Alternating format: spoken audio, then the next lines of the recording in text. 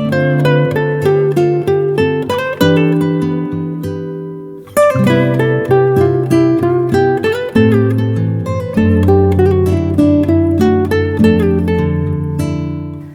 everyone, I am Priyadarshini Rajkumar. I am your host for the day and I have great pleasure in inviting you and welcoming you to our show Women Matters, brought to you by Forum for Indian Women Intellect, a channel that is dedicated to empowering women in all fields.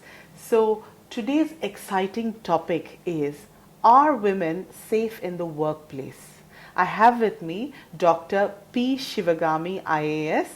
She is a very renowned writer and also a feminist activist, and she has a PhD in history and economics, and more than anything else, she is so passionate about creating a wonderful brand new world for women. So welcome to our show, Dr. Shivagami. It's such a pleasure to have you here. So what do you feel? Are women safe in the workplace? Nice to meet you again, Priya. And I would really like to thank the Forum for Indian Women Intellect for sponsoring this discussion. And you asked a question, are women safe in workplace? Be it a public place or a workplace or their houses, women are not safe. I am saying this based on the National Crime Bureau records. So it says annually about till 2015, there were about 2.5 lakh women, underwent torture, sexual harassment, murder,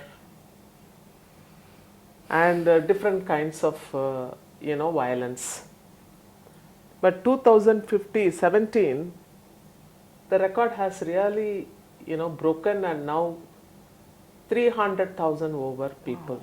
That is more than 3 lakh women are affected nationwide.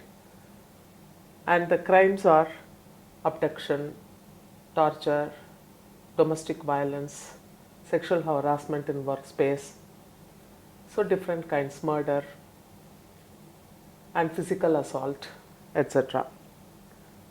So 65% of Indian men believe that women should, their role is in the home and their prime responsibility is to look after family, and their subservient role helps keep the family together. I can't believe 65%. Yeah, this is the National Crime Bureau records statistics. And also 24% of Indian men are proved to be habituated in assaulting women. They have agreed at least. Number. They have at least agreed that okay, they had at least even once hit the wife or something like that. Yeah. Okay. So under these circumstances, what do you make?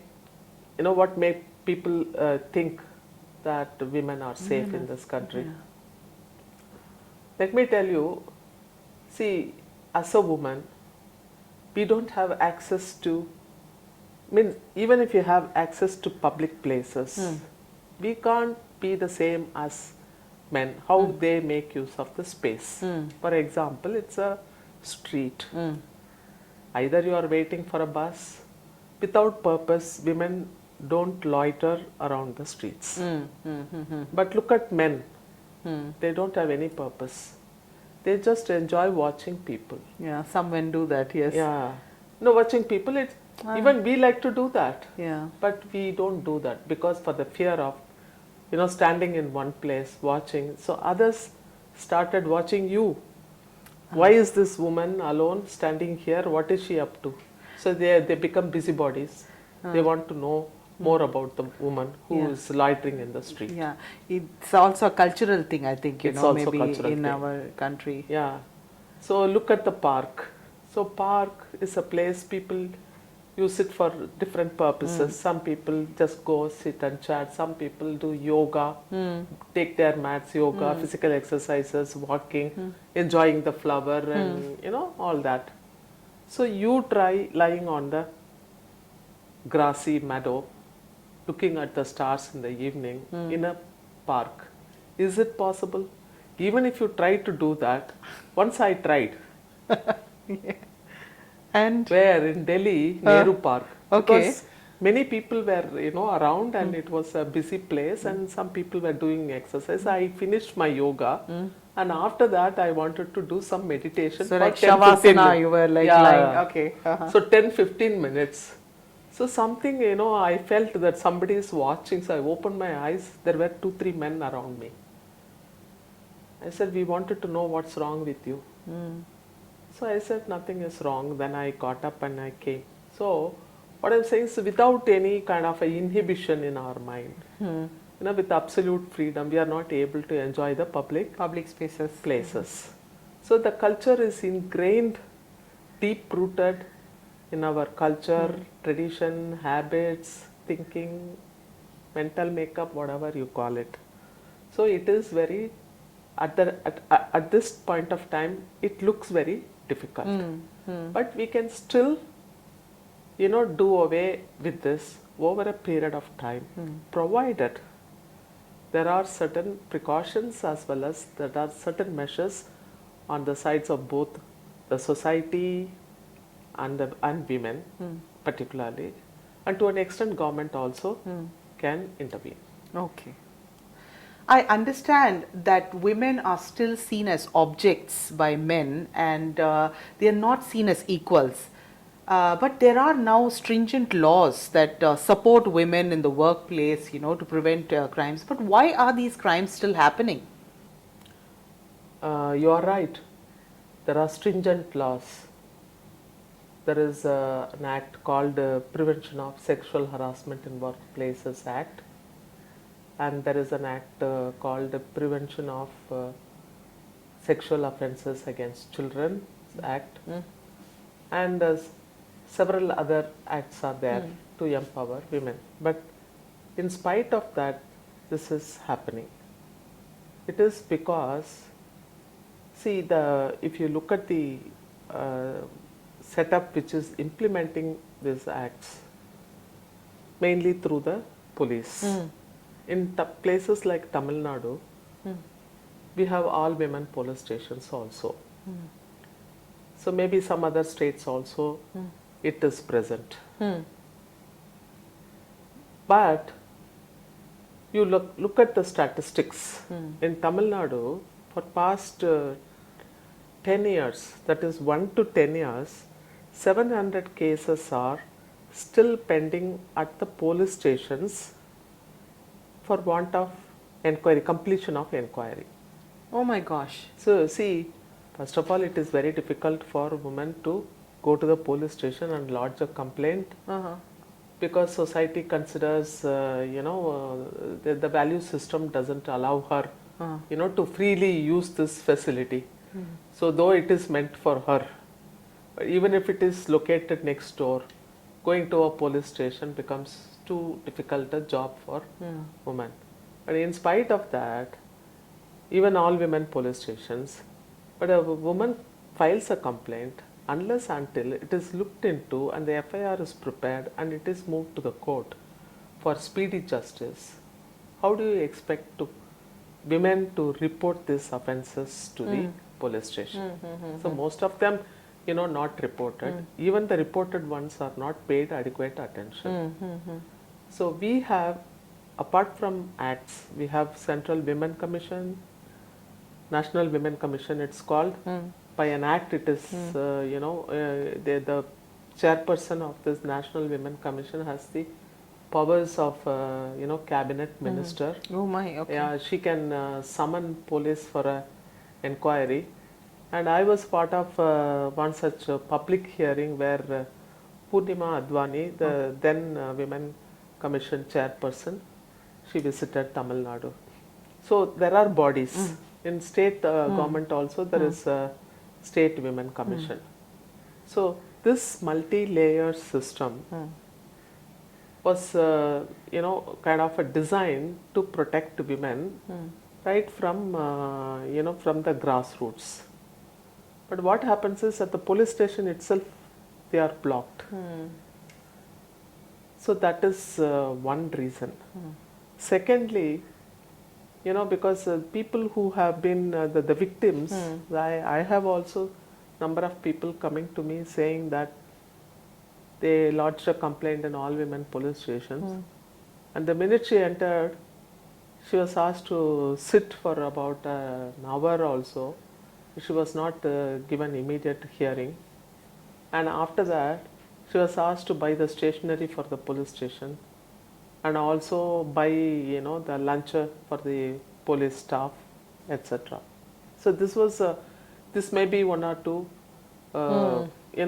stray incidents, but I had an opportunity to go through the survey report conducted in Venezuela on the performance of all women police stations there, because I was under the impression our state was the first to implement it, to initiate first of all all women police stations, but I found out that the government of Venezuela had initiated much before, and there were the monitoring evaluation has been done.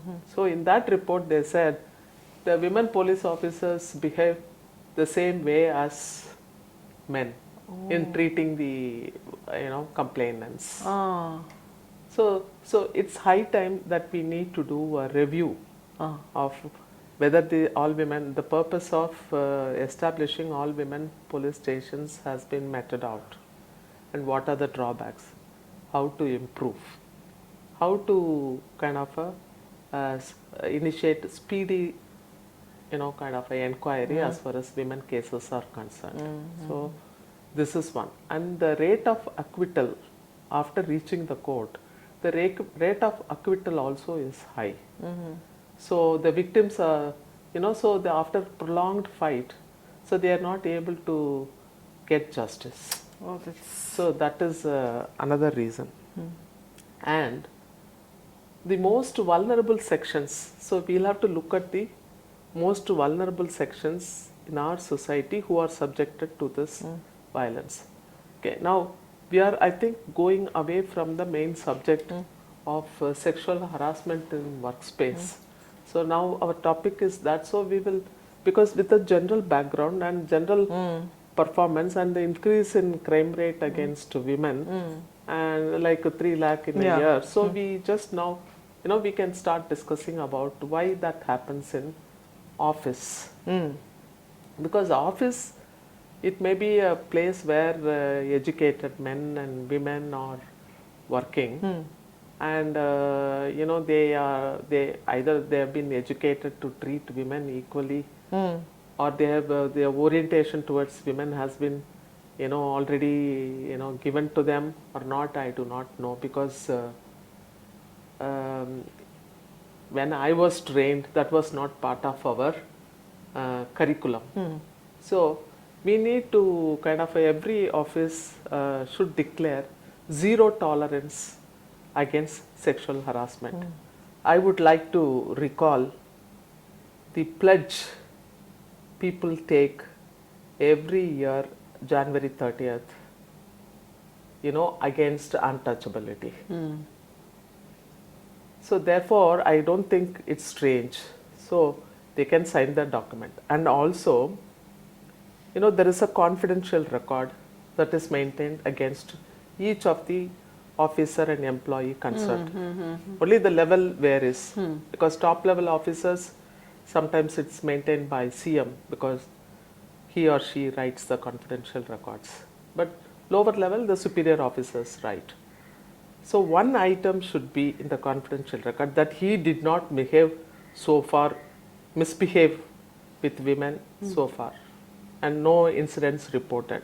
So like that, there should be one clause added in the confidential report. This will act deterrent against officers who are misbehaving with women in the workplace. One. Secondly, See, the structure of our office, government offices especially, even some companies, so the managing director and GMs, they sit in spacious big rooms, and then with covered, fully, covered enclosures, that what happens in the room cannot be seen outside.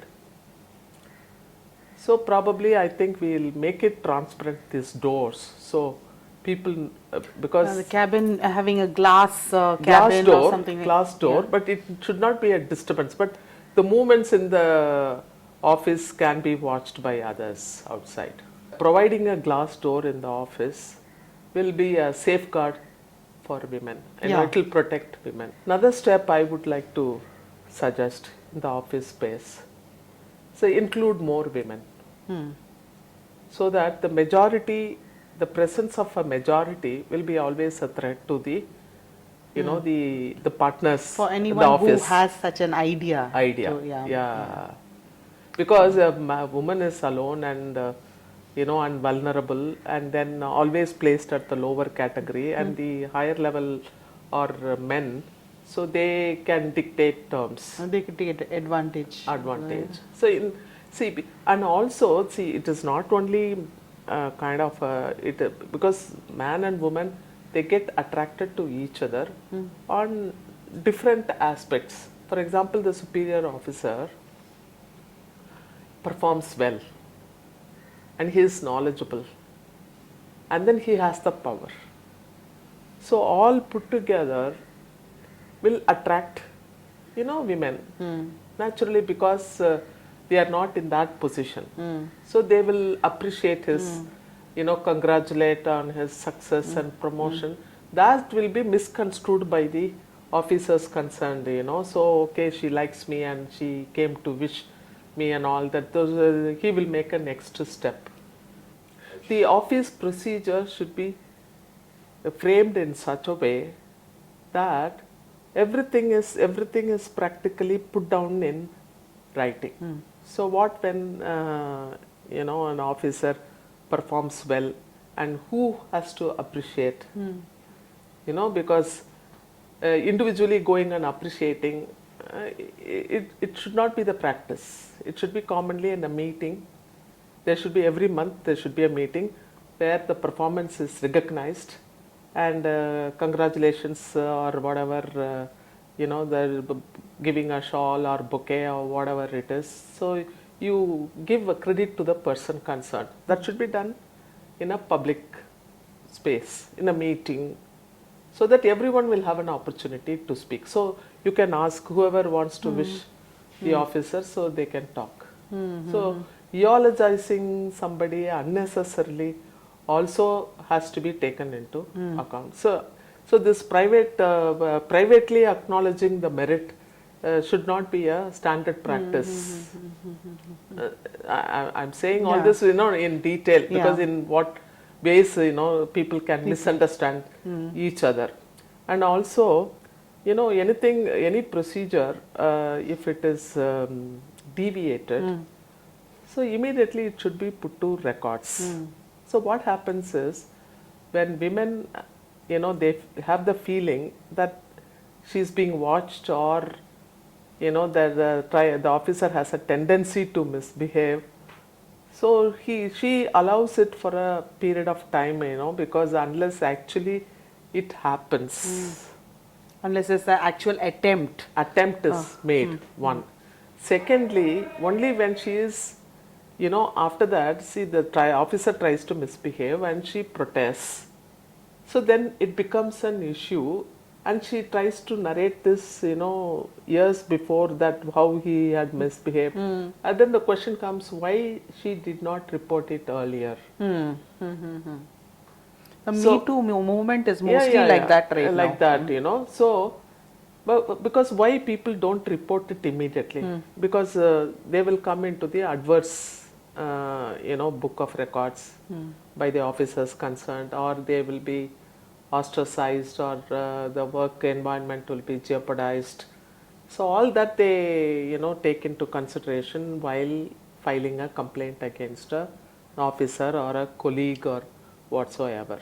But there is a cell, women's cell, giving a complaint to the women's cell per se will not expose the person unless until that you conduct an inquiry, secret inquiry, or keep a watch on the person, and then finally you can take Where is action. the women's cell, ma'am? Yeah, every office has a women's cell. Oh. See, among the women, so every office is supposed to, under the protection of women against sexual harassment act. So there is a provision to create the cell in every office Or every workplace, office. private and government. Yeah, wherever they are. So this cell, they can keep a record of this, so that at a later date, because when actually it happens, then it becomes an issue. So you have a previous record of complaining it and recording it. So when women are prevented from, because you apply for leave, it is not sanctioned, and then you have not performed well, the officer is reprimanding you. So then you put up a protest, he trying to misbehave with me, and then that causes all these actions, later actions by the officer. So you try to adduce reasons, additional reasons and all that. So that is not good. So you keep a record in the cell and then watch it for some time. When it actually, because he passes comments or he trying to ogle at you, so then you can always keep a record that there is a tendency or something, or discuss. So this is another method, preventing it before it's actually maintaining a record of all any this. discomfort you felt with the person. But I had a discussion with one of the leader of the women's cell. So she says, unless there is proof, how can I take it into take it as a complaint? So what do you think about it? See, how can anybody prove it? Because a person can always deny it. So proving it's not possible. But if there was no motive, selfish motive on the person concerned. So see, I want to go abroad, but he is preventing me, and he is granting approval for another person who's yielding to him and things like that. So you may have apprehensions. But unless until immediately, see, so the immediate word is very, very important. So after something happened to you, or the officer is partial towards you, then you start raising a complaint. It becomes difficult. So on the part of the women working in office, they should follow these rules and then use this cell effectively. Yet another point is, see, this women are not together in a unit. See, there are segregations, like class 1 officer, class 2, class 3, class 4. There is a possibility of all the 3 sections coming together, like class 1, class 2, class 3. But they will never include class 4 women employees within the campus. So their complaints, they don't take into consideration at all. Because there's a class division among between the office, no? So like a hierarchy, and so they don't want to break the hierarchy. So therefore you bring all of them together at least one point. Not every day eating lunch, it may not be possible. At least once a month you must have a meeting of all women employees and try to find out, even if there are no complaints, you try to find out, is there any grievances against officers as far as sexual harassment is concerned. So that kind of a regular meeting. What I'm saying is, the motive is not to find fault with men. The motive is just to prevent men from misbehaving. Because when they know that the women in the office are meeting, all women are meeting, and they are going to discuss this issue particularly, then they will be very cautious. Yeah. So this is in a way that we can prevent from happening. So, what can women do to take protection into their own hands? There are several ways that they can. Um, I'm just trying to quote the recent case in Hathras in UP, where a Dalit girl was raped and murdered, and the police till the last minute they did not, record as a rape, and then they cremated her body without informing the parents. And the midnight around 3 o'clock, this all raised doubts among people. So I'm not going into details of the case as such, and I'm not going to pass without knowing, further. But I'm thinking, a village where the women are active, and the women are as a category, gender category. So they meet together and then discuss issues, and also they work together for common welfare, and then they interact with the panchayat and also men, educated, and men who are kind of they are well disposed with the issues of means activists, in other words activists. So if they are in touch with men activists, and also they have social activists among them, in such villages this kind of atrocity, the possibility of happening is very remote. So that is why I think the women should realize coming together is an important weapon as such. The solidarity of women itself will threaten the male chauvinist attitudes, whether it is a village or a office premise or public space, etc. Unfortunately, women are divided among themselves. I remember when I was collector Tuticorin, I went to a village, and she happened to be the leader of the women groups. So we call it Mahalir Mandram, established during Kamaraj period. Okay. Yeah, when he was chief minister, these mandrams were created, and she was the leader.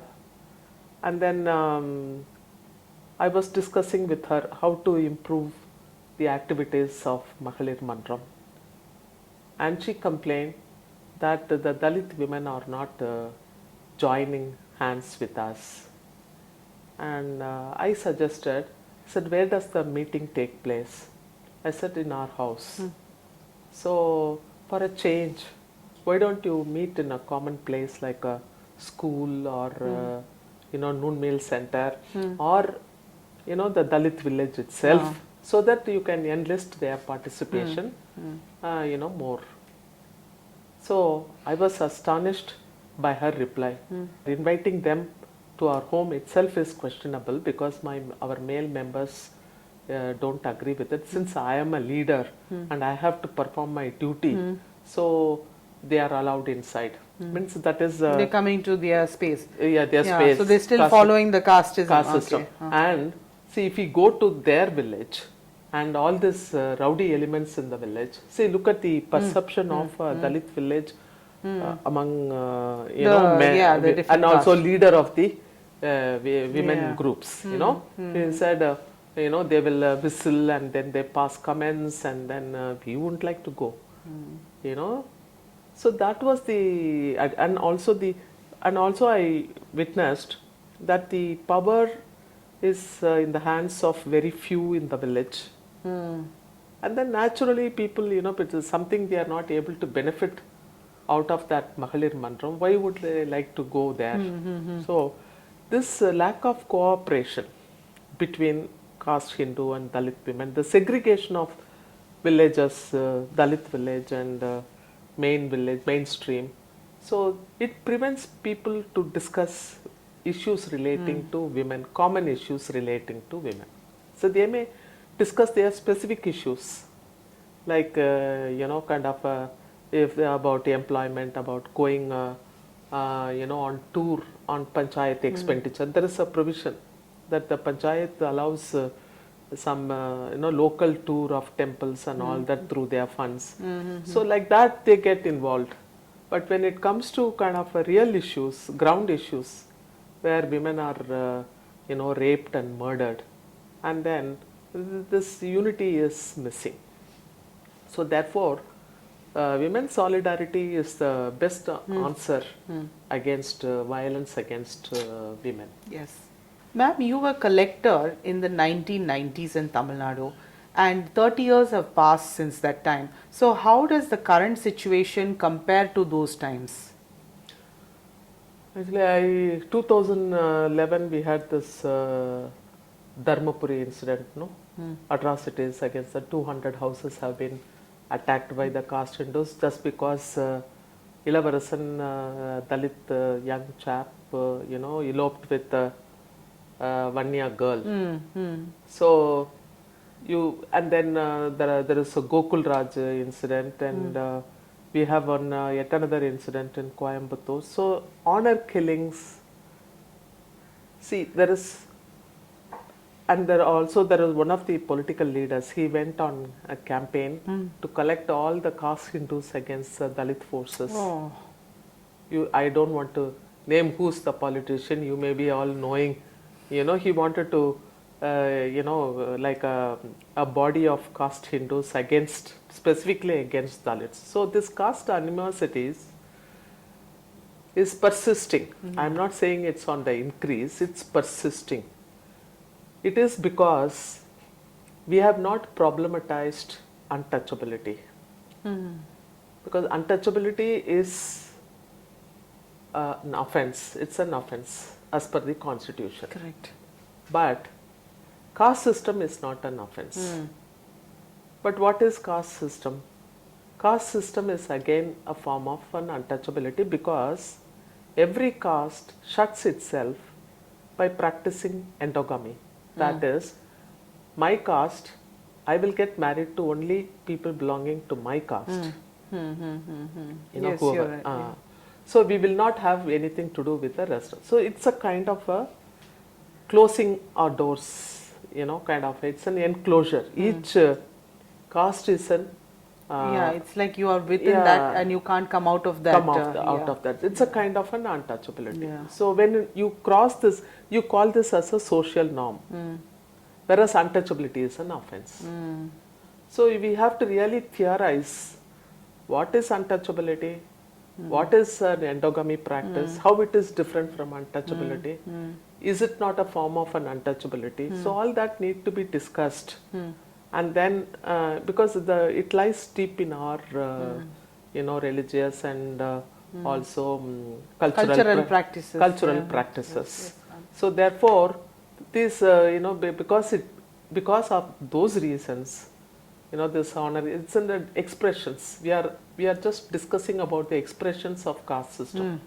It's honor killing sometime, or violence, rape of Dalit women, or kind of protesting against their temple entry, or participating in pulling the chariot and all that. So we have several expressions. We are trying to see it as an expression of untouchability, but the endogamous practice is also an expression of untouchability according to me. So until we problematize, so this unity, so it's still happening compared it's not, so therefore, so this caste, because even after 30 years, maybe even after 30 more years, it might persist. Thank you so much, ma'am, for the wonderful insights that you've given us. You've rightly told us that in spite of all this, in spite of all the laws and the stringent laws and rules, the crimes against women have been on the rise. And what women need to do actually is to come together in spite of all the divisions like caste, socio-economic background, class system, whatever it is, come together and fight against this injustice together. Thank you so much, viewers, for joining us today. It's been a wonderful interaction. I just want to remind you, please like and share the video, and please subscribe to our channel. Don't forget to click on the bell icon, and this will ensure that you get notifications of all our new videos as we share them. Thank you and goodbye.